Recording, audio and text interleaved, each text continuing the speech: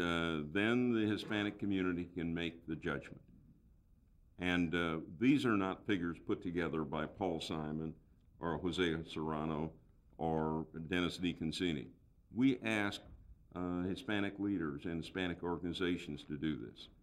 For example, I would not have given George Bush a grade of C on the appointments. I would have given him a D on appointments. But this is their evaluation.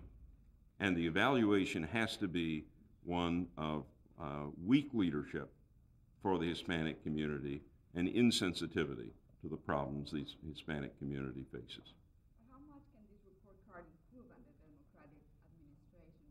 How many A's can we see? I wish I could tell you that under a Democratic administration these will all be A's. I can't stand here and tell you that. I think you will see in every category an improvement under a Democratic administration. I think also one of the things that, Senator, one of the things that you have to notice here is that when you say, can Democrats do better? Well, the fact that the president is discussing these issues were put on the table by these gentlemen, people like myself, by Bill Clinton. If we had not done that, we would still be discussing the Persian Gulf War as a triumph, and therefore that's what should re-elect the president. We have made him pay attention to these issues, and we're the ones who will continue to talk about what I feel are the domestic issues that are important, not isolating ourselves, but perhaps redirecting some of our international efforts. For instance, I want us to see us more involved in this hemisphere than we have been in the past, by selecting from amongst our communities people who can represent us as ambassadors under a new administration, who speak the language and understand the culture, but who are as American as apple pie. We put these issues on the table, and we're also going to have put the issue of this hemisphere on the table, and that's different.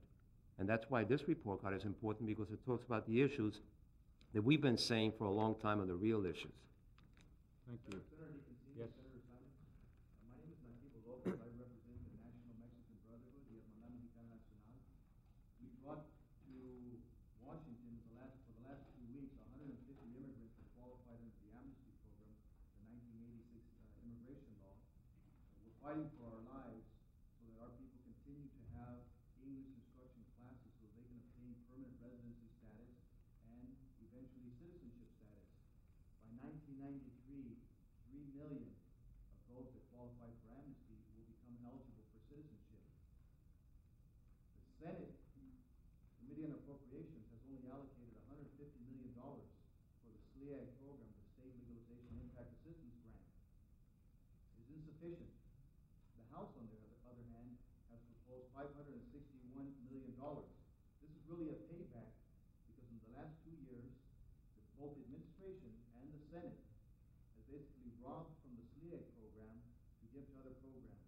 However, this year, the Bush administration has proposed $350 million for the SLEAG program, but the Senate has only proposed $150 million.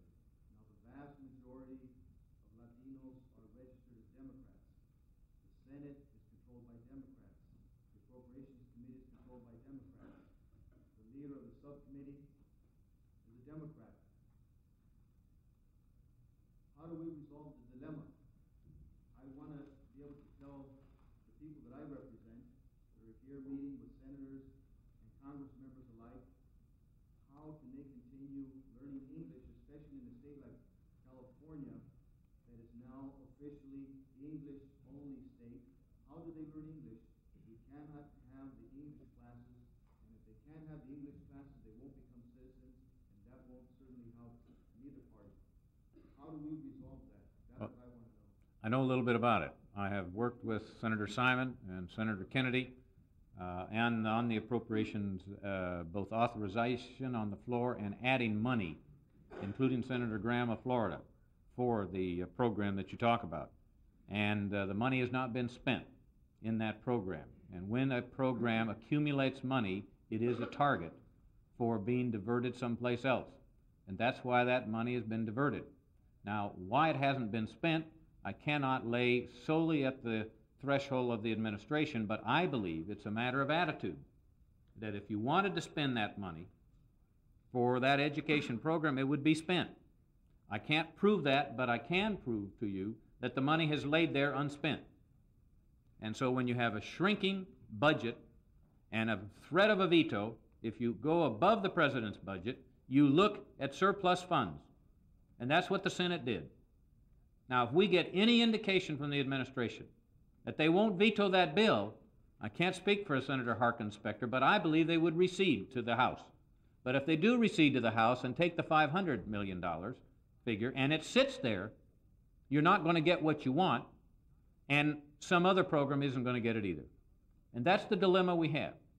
And I can only tell you that your best friends for that program are right here in the Senate, even though we have not appropriated the money for it.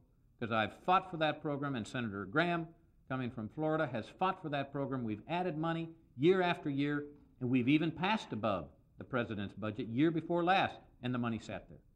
So I don't have the whole solution for you. But I think a lot of it lays at the hands of the administration that is unwilling to commit itself or in opposition to the English only. This senator stood up in my state, and it wasn't the popular view in my state, even though the Hispanic population is 20%. It was not the popular view, and we lost it by 1% of the vote, but I stood there because it's right, and I stand there on these education funds because it's right. And I just hope we have some leadership that would change that. I recognize that both you and Senator Simon have been fully supportive of this program, but nevertheless, we're still faced with that dilemma. We really are. And if I can just underscore what you have to say, and what you say and what Senator DeConcini says are absolutely accurate. In Los Angeles, for example, we have 30,000 people on the waiting list to get in classes to learn the English language. In San Francisco, it's about 12,000 people. And ironically, it is the very people who come out with these pious sermons about English only who are the very people who oppose adequate funding for the programs that can give people the opportunity to learn the English language. We appreciate what you have to say. What we have to do is to get the administration to spend the money that we appropriate for this purpose. Thank you for raising that issue. I really appreciate it. Would you mind saying something in Spanish for our Spanish audience? The whole thing? Not the whole thing. Two questions.